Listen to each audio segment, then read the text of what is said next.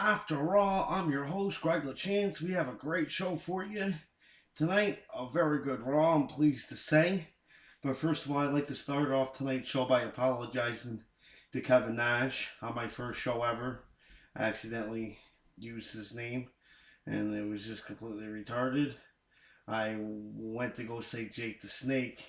For some reason, they said Kevin Nash. Kevin Nash, Scott Hall. But yeah, I feel very bad. I got an email about it.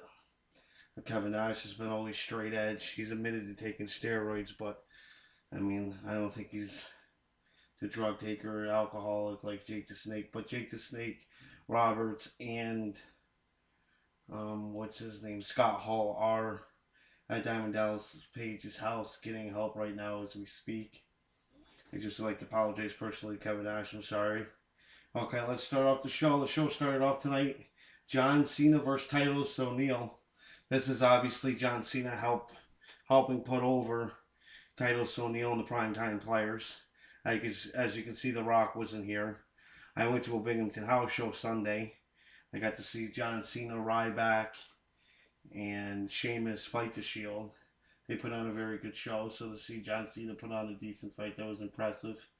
And then Ryback destroying David Otunga, saying he wants to fight the Shield. And then Vicky Guerrero comes out and says basically just that he won't. Okay, Johnny Curtis, Fandango. It's quite obvious he's stealing the gimmick from Johnny Nitro. He's a little more bling bling about it, but you can see it. Okay, R-Truth. Where's the little Jimmy? That seems to went bye-bye. I like his gimmick. He's a very good wrestler. And then he fights Damian Sandow, count out. So maybe that's going to be a WrestleMania match, or I don't know what they're going to do with that, but I don't know if they're even going to have time to do that. It's only going to be a 4-hour show. They got lots of at least 30, 45 minutes matches. Then CM Punk playing with the Undertaker's urine. That was classic.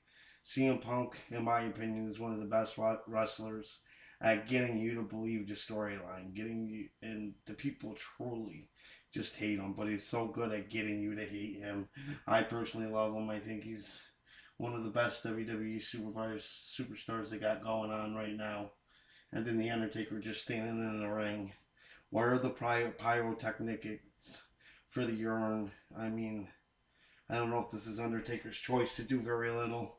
I don't know, but I'm not happy. There's only 2 weeks of Raw left, so I can't imagine what they're going to do to put a little special twist on this match. Not as if there's not enough twist as it is, with the 20-0, but I would expect something to become of this year. Okay, and then they did the Hall of Fame. Let me tell you guys the Hall of Fame list so far.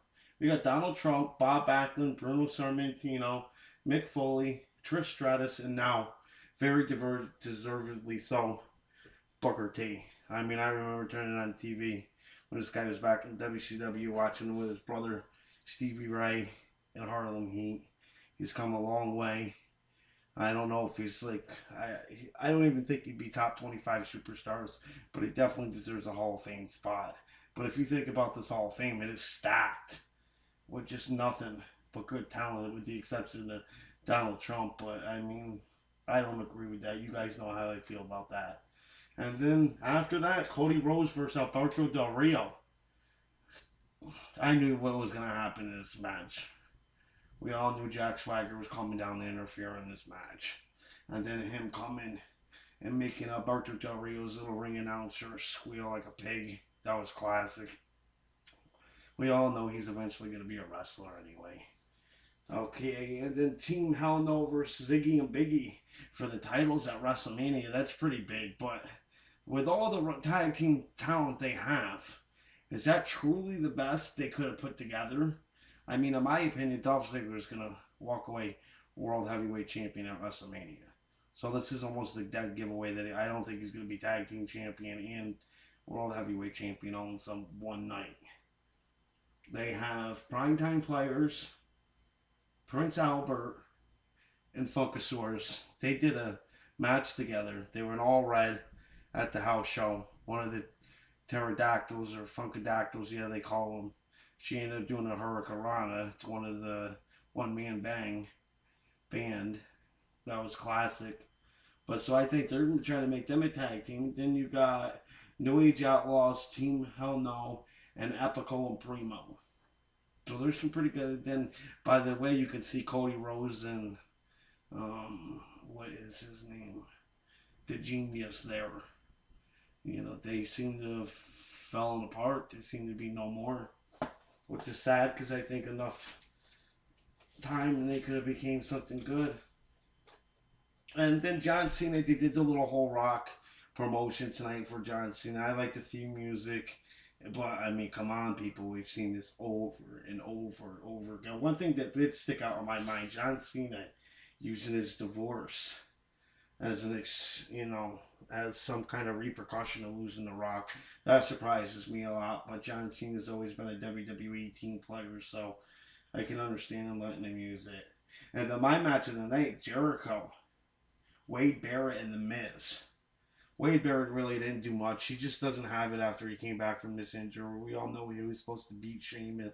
I mean, he was supposed to have Sheamus' role. He was supposed to go beat Daniel Bryan for the title at last year's WrestleMania, and then he got hurt, and they gave the spot to Sheamus.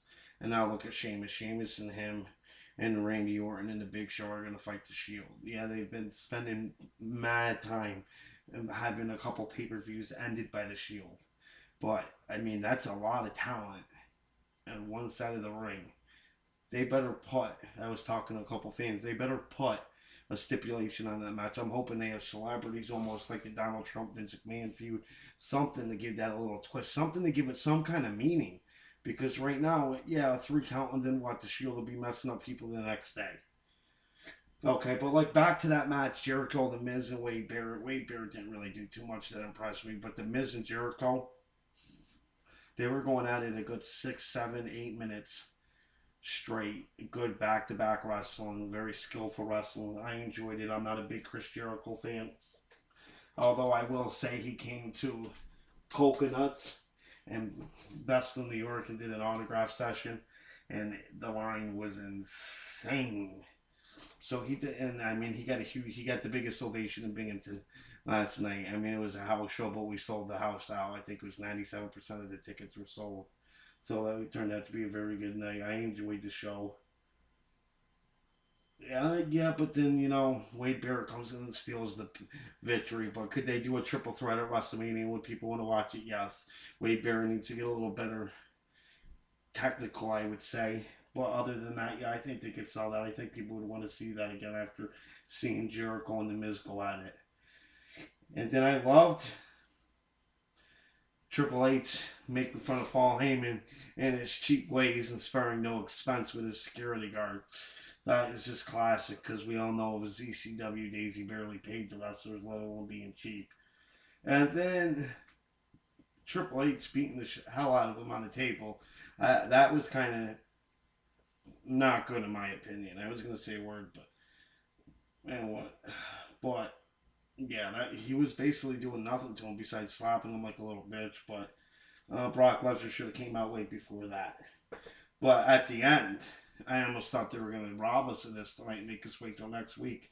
But Triple H putting his career on the line, that makes me think maybe this isn't as locked up as Triple H getting revenge and winning like everybody thought. Maybe, just maybe, they're going to put a twist on this, and this could be Triple H's last match. I mean, he's getting older. He wants, he's running the company now. So, but I'm going to end the show with this.